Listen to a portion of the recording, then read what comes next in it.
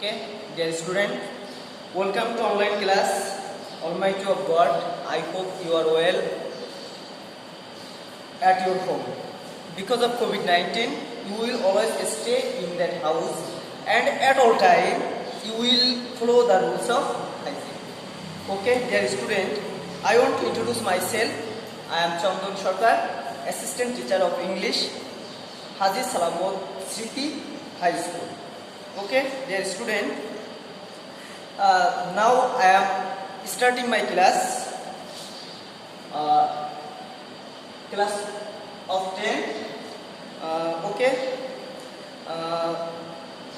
I want to discuss about the important topics of grammar, changing sentences.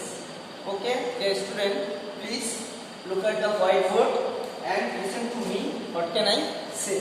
Okay, dear student, affirmative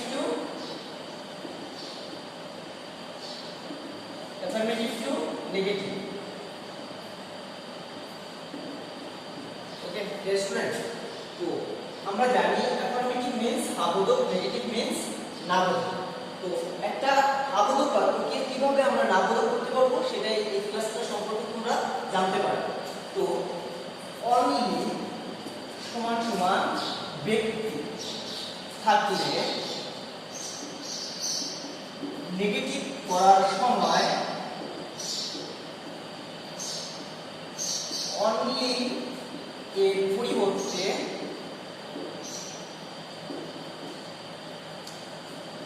none but বসে।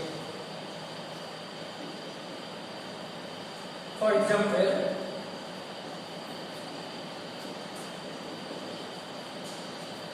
only he can do the work.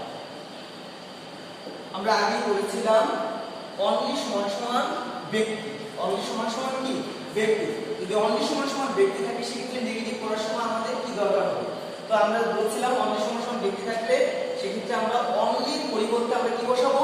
none but।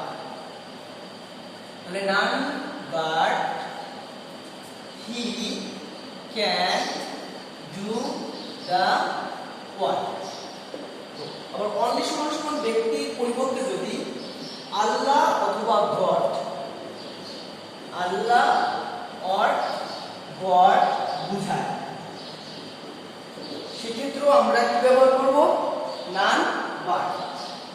যেমন only Allah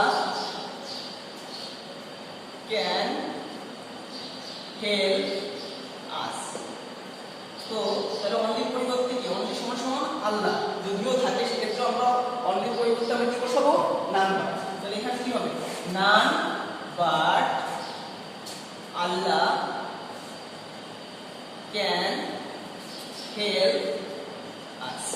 ওকে dear student, তাহলে আমরা বুঝতে পারলাম যে একটা বাক্যে যদি অনলি থাকে সেক্ষেত্রে নেগেটিভ করার সময় আমরা কিভাবে সেটা পরিবর্তন করতে পারি। তাহলে আমরা আগে বলছি কি অনলি সমান সমান যদি ব্যক্তি থাকে অনলি পরিবর্তে নান বাট বসে, অথবা অনলি সমান সমান যদি অথবা গডকে বোঝায় সেক্ষেত্রে আমরা নান বাট বসায়ে আমরা এটাকে নেগেটিভ করতে পারি।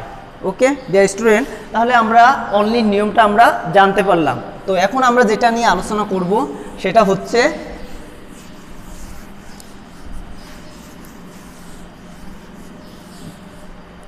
যদি অনলি সমান সমান বস্তু বোঝায় তাহলে নেগেটিভ করার সময়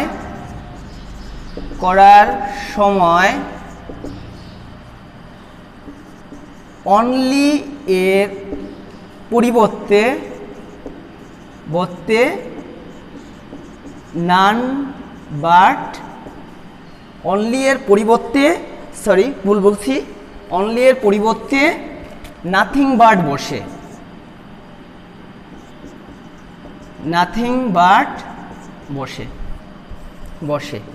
তো অ্যাফার্মেটিভ থেকে আমরা নেগেটিভ করতেছি, তাই না?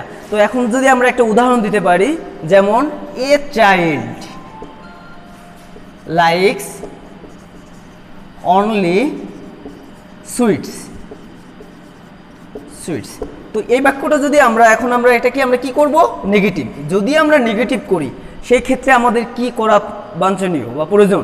তো দেখো এখানে তাহলে অনলি সমান সমান কি আছে, সুইটস। সুইটস তোমরা জানো যে একটা মিষ্টি। তো এখানে অবশ্যই আমরা বুঝতে পারি যে এটা একটা বস্তু। তাহলে সেক্ষেত্রে আমরা অনলির পরিবর্তে আমরা কি বসাইতে পারি, তাহলে a child likes nothing but sweets sweets. আশা করি আমার সুপ্রিয় শিক্ষার্থীরা খুব ভালোভাবে এটা বুঝতে পারছো যে অনলি এর পরিবর্তে নাথিং বাট কি হিসেবে বসে। তাহলে অনলি পরে যদি তোমার কোনো বস্তু থাকে অথবা বস্তু থাকলে সেক্ষেত্রে আমরা বলতে পারি নাথিং বাট বসে। তাহলে অনলি আর একটা নিয়ম আমরা আছে, সেই অনলি নিয়মটাই আমরা এখন একটু আবার দেখে আসি। যদি অনলি সমান সমান সংখ্যা, অনলি সমান সমান সংখ্যা বোঝালে নেগেটিভ করার সময়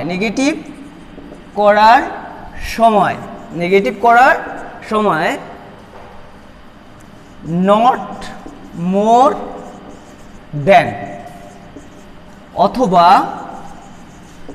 নট লেস দেন বসে। নট মোর দেন অথবা কি বসে, নট লেস দেন বসে।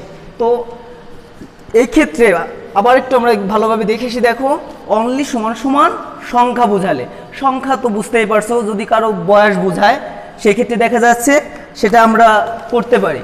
যেমন আমরা একটু উদাহরণের থেকে ঘুরে আসি।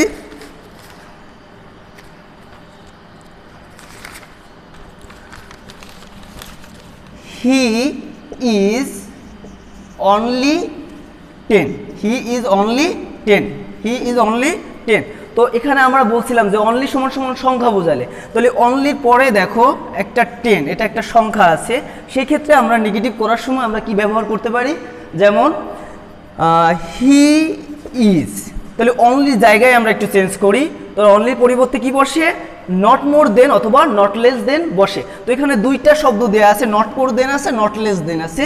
তো এই ক্ষেত্রে তুমি যে কোনো একটা নিলেই তোমার বাক্যটা সঠিক হবে, ঠিক আছে। তাহলে হি ইজ নট মোর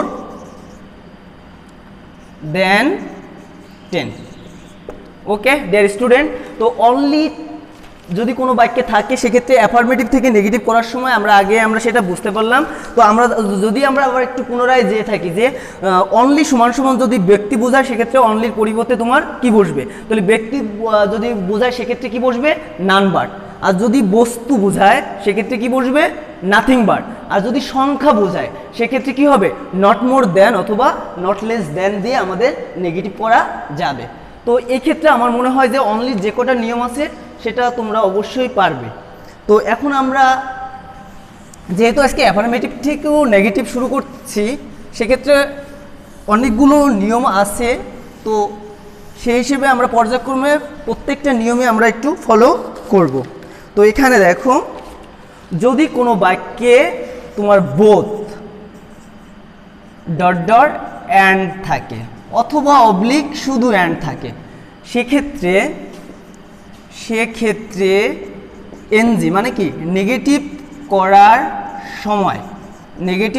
সময় আমরা একটু সংক্ষেপে লিখি। নেগেটিভ করার সময় কি বসবে, নেগেটিভ করার সময় নট অনলি ডট ডট কি বসবে, বাট অলসো বসবে।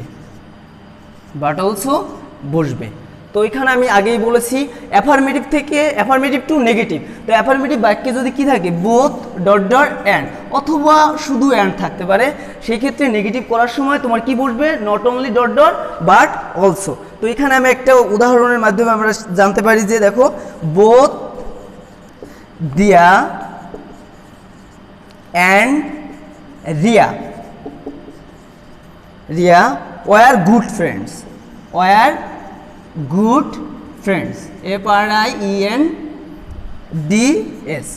War good friends. তাহলে both Diya and Riya were good friends. তাহলে কি, বোথ দিয়া এবং রিয়া তারা একজন ভালো বন্ধু। তো বাক্যটা আমার কি করতে হবে? নেগেটিভ। তো আমি আগেই বলেছি যদি কোনো বাক্যে বোথ ডট ডট অ্যান্ড থাকে তাহলে তোমরা অবশ্যই বুঝতে হবে বাক্যটা কিসে আছে, বাক্যটা তোমার অ্যাফার্মেটিভে আছে, তোমার কি করতে হবে? নেগেটিভ। তো নেগেটিভ করতে গেলে আমার রুলসটা আগে থেকেই জানানো আছে কি, not only dot dot but also. এখন তোমাদের প্রশ্ন হতে পারে sir not only dot dot but also, এই ডট ডটের মাঝে কি আছে? তো ডট ডটের মাঝে কি তোমার যে সংখ্যাটা আছে ওটার আর কোনো চেঞ্জ হবে না, শুধু আমরা বোথ ডট ডট অ্যান্ডের জায়গায় একটু চেঞ্জ করি। তো এখানে আমরা দেখি তাহলে প্রথম বোথের জায়গায় কি বসবে? Not only. তো আমি বসাইলাম কি নট অনলি, নট অনলি। আর দ্বিতীয় অ্যান্ডের জায়গায় কি বসবে? বাট। তাহলে এখানে নট অনলি দেওয়ার জায়গায় থেকে যাবে, অ্যান্ডের জায়গা আমার কি পরিবর্তন করতে হবে, তাহলে অ্যান্ডের জায়গায় কি হবে? But also. তাহলে not only Diya but also Riya, Riya were good good friends. Friends, আশা করি বোঝা গেছে কি বলছি আমি, যে বোথ ডট ডট অ্যান্ড থাকলে অ্যাফার্মেটিভ বাক্যে থাকবে এবং সেটা নেগেটিভ করার সময় কি বসবে? Not only dot dot but also. তো এখন এই বাক্যটা কোনো কোনো ক্ষেত্রে কি বোথ ডট ডট অ্যান্ড দ্বারাও যুক্ত থাকতে পারে, আবার অথবা শুধু অ্যান্ড দ্বারাও যুক্ত থাকতে পারে। যেমন এখানে আমি আর একটা উদাহরণ তাহলে একটু দিতে পারি, যেমন হি টুক কফি অ্যান্ড আইসক্রিম, আইসক্রিম। তো এখানে দেখো আবার আমরা একটু আলাদাভাবে বিবেচনা করতে পারি, যেমন হি টুক কফি অ্যান্ড আইসক্রিম, এখানে কফি একটা আছে আইসক্রিম একটা আছে, আবার অ্যান্ড দ্বারা যুক্ত আছে। তাহলে এই যে দুইটা শব্দ, এই দুইটা শব্দকে আমি not only dot dot but also দিলেই কিন্তু আমার নেগেটিভ হয়ে যাচ্ছে। তো এখানে দেখো তাহলে কি হবে? হি টুক, তাহলে কি not only coffee but also ice cream, ice cream. তো আমরা খুব সুন্দরভাবে মনে হয় বুঝতে পারলাম যে অ্যাফার্মেটিভ বাক্যে কি থাকবে? বোথ ডট ডট অ্যান্ড অথবা শুধু অ্যান্ড দ্বারা যুক্ত থাকবে। সেই ক্ষেত্রে আমরা কি দিয়ে করব? নেগেটিভ করার সময় not only dot dot but also দিয়ে আমরা নেগেটিভ করতে হবে। তো এখানে আমরা অনলি নিয়মটা আজকে আমরা জানলাম, বোথ ডট ডট অ্যান্ডের নিয়মটা আমরা জানলাম। এখন দেখো আমরা একটু যদি কোনো বাক্যে এভরি থাকে, তো এভরি থাকা যুক্ত বাক্যটা কীভাবে নেগেটিভ করতে হবে সেটা সম্পর্কে আমাদের একটু ভালোভাবে জানতে হবে।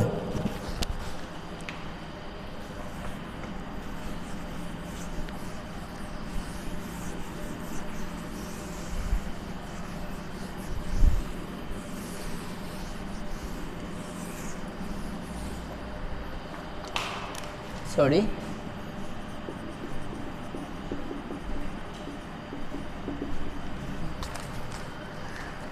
ওকে। তো আমি বলছিলাম এভরি, যদি কোনো বাক্যে এভরি থাকে সেক্ষেত্রে নেগেটিভ করার সময় তোমার কি বসে? তো এখানে একটু দেখো তাহলে যে every one hates a liar, every one hates a liar. তো আমি বলছি অ্যাফার্মেটিভ টু নেগেটিভ, যেহেতু অ্যাফার্মেটিভ তাহলে বুঝতেই পারছো বাক্যটা আমার হা বোধকে আছে, আমার কি করতে হবে? না বোধক করতে হবে। তাহলে অ্যাফার্মেটিভ টু নেগেটিভ বলতে কি হাবোধক থেকে নাবোধক করতে হবে। তো আমি আগেই বলেছিলাম এভরি যুক্ত বাক্যে কিভাবে তোমার নেগেটিভ করতে হবে। এখন দেখো তোমরা যদি একটা ছোট্ট একটা গঠন লিখতে পারো তাহলে সব থেকে বেশি বেটার হয়। দেখো তো গঠনটা কি? গঠনটা হচ্ছে যে এভরি, তাহলে এভরি এর পরিবর্তে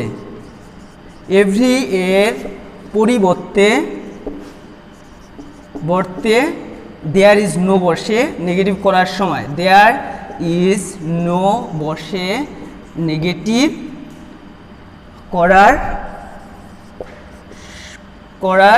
সময় প্লাস এভরি এর পরের শব্দটি বসে